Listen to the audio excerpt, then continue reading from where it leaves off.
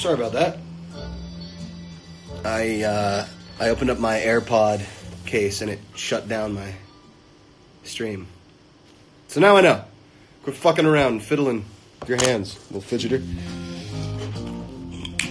What the fuck? Playing some Green Onions right now? Booker T. Always reminds me of Sandlot. And if you've never seen The Sandlot, what the fuck are you doing? Gotta see that shit. What was his name? Robbie Rodriguez? The Rocket? The fucking PF Flyers? Jumping over fences, getting chased by Hercules the dog. Man, what a jam. Good movie. You know, I stole a line from that movie for a song of mine called Emperor's New Clothes. Heroes always get remembered, but legends never die. Babe Ruth tells him that in his dream. Nerd shit.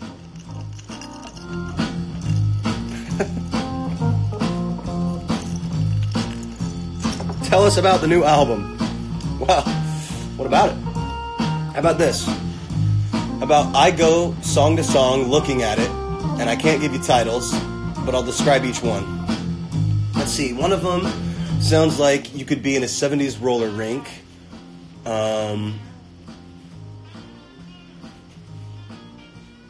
And the word fuck is in every chorus. About every line or so. Or something. One of them samples a transition that we used to use to walk out on one of our headline tours last year. So actually there's a lot of songs on this album that use tour transitions that I wrote and recorded for previous tours for the last couple of years. So there's that.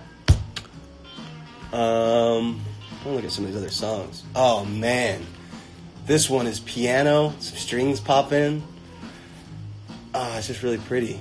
Just a really somber, metaphorically dying song. I think that's all I should say about that.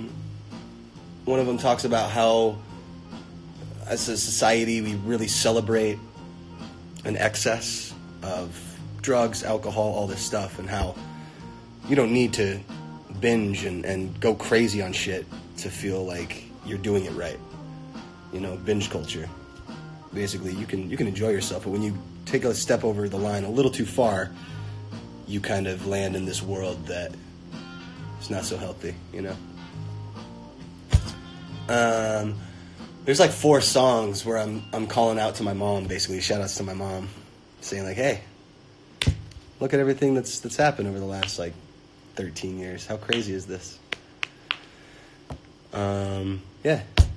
So there's I don't know, there's just a lot of personal, I mean, everything is personal on it, but it's very honest in, I think, a way that I haven't been from song to song.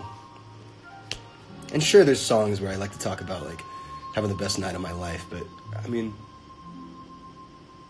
yeah, there's 2 that talk about that. Another one talks about my stint on Broadway. Another song sounds like a Steven Soderbergh film score to me. Dude, it's all over the place. I don't know. It's just kind of like, oh man. We were recording Strings and Horns not even a week and a half, 2 weeks ago. And in the studio, at a certain point, I looked over at Jake's now wife. I looked over at Jake's wife, and I was crying, and she was crying. And I just, like, kind of got even more choked up, and I started just weeping. I was just like, man, this is really cool. This song is really beautiful, and the strings have added a new level of personality to it that I couldn't have come up with. So it's very collaborative. I couldn't have done any of these songs without my friends. I mean, I couldn't. I just can't, and I wouldn't have wanted to. It would have been a totally different record, totally different album. There's no way I'm doing that. So, yeah. Yeah. I'm very excited. God damn it. Let's just leak it out right now, putting all the songs out. Fuck it. Here we go. Oh, man. I'd love to. Some Ray Charles.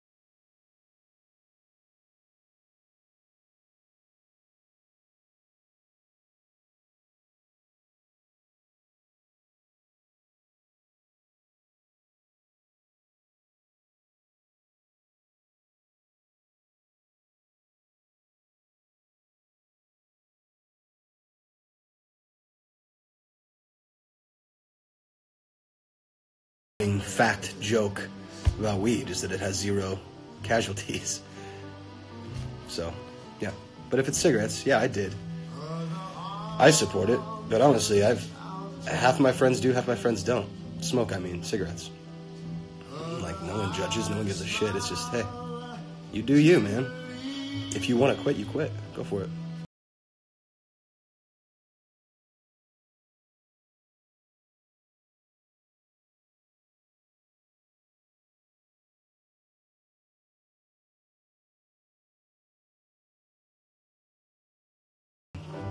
There's way cooler ways of feeling everything.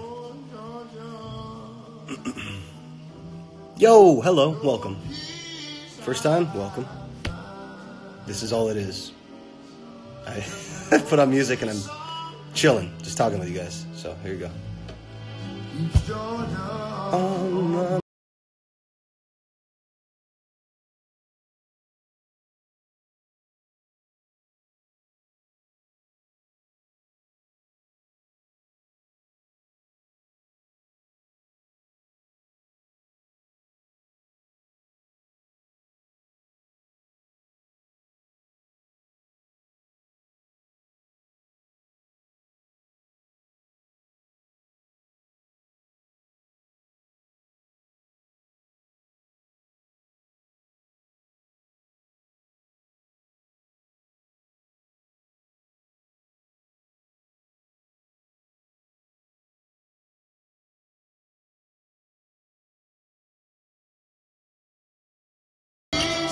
I know the sativa gets me a little too amped up, makes my brain work a little too hard, and that's the one that I really get paranoid on.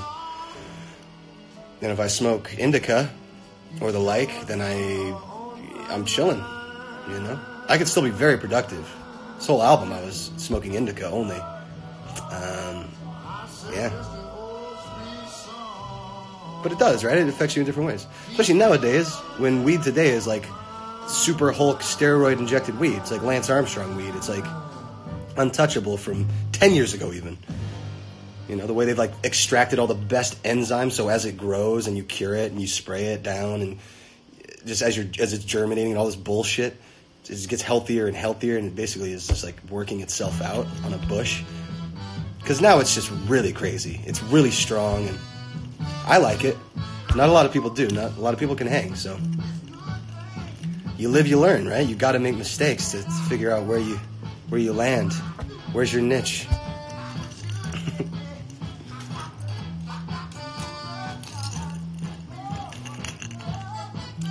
How do I make my hair do that? Oh, this hair dryer. I get out of the shower and for 2 minutes I just sit there and just go to get it out of my face. Out of my face.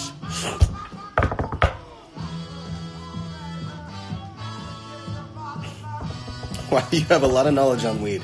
I don't. But they do have weed sommeliers that know all that shit. And I would ask them questions. It's becoming legal in like every state now. It's well on its way to being just a recreational nothing drug, you know. What up? Hello.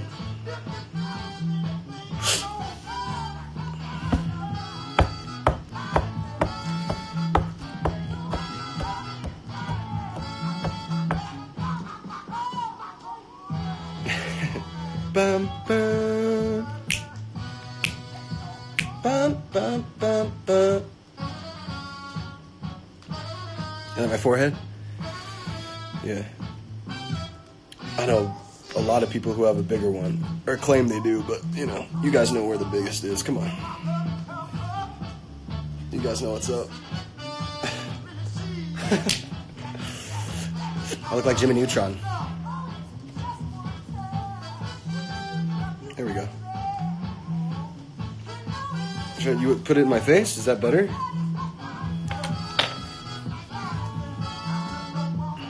Give a little fringe. Oh, that looks so awkward. Just get it out of my face. There we go.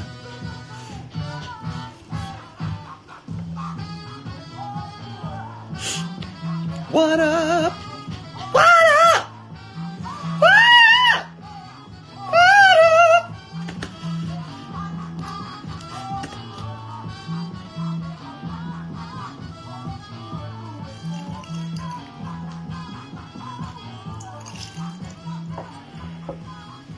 I ever do drag if I had the opportunity? Absolutely. Are you kidding me? I know I would rock the heels like a motherfucker. Are you blind? No, I see you just fine. I mean, it's blurrier now, but I can still read it.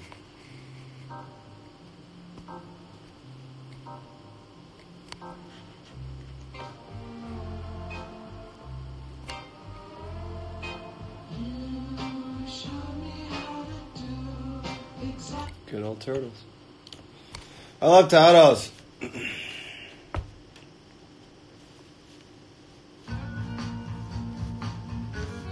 Hey, if you're really depressed, just know this. It's a fleeting thing. And you allow yourself to get as sunk into that sunken place as much as you want. The more you realize that and assert yourself and realize what you're feeling and why you're feeling it, then you gain control again.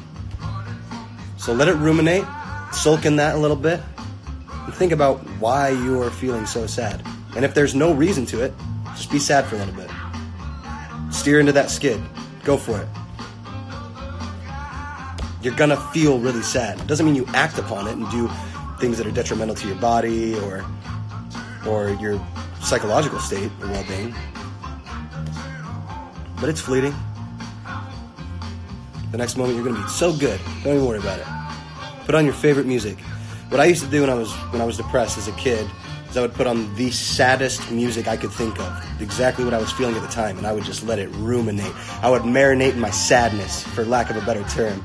Just marinate my own sadness and just sit there and think about how angry I was, how sad I was, how much I didn't give a fuck about anything. And then I was like, okay, I had my fill, and then I'd go outside. It's not the same for everybody. I'm just telling you my personal experience. So there you go. Anyways, thanks for hanging. Appreciate you guys. I always want to hang out, and I love you. Just stay true.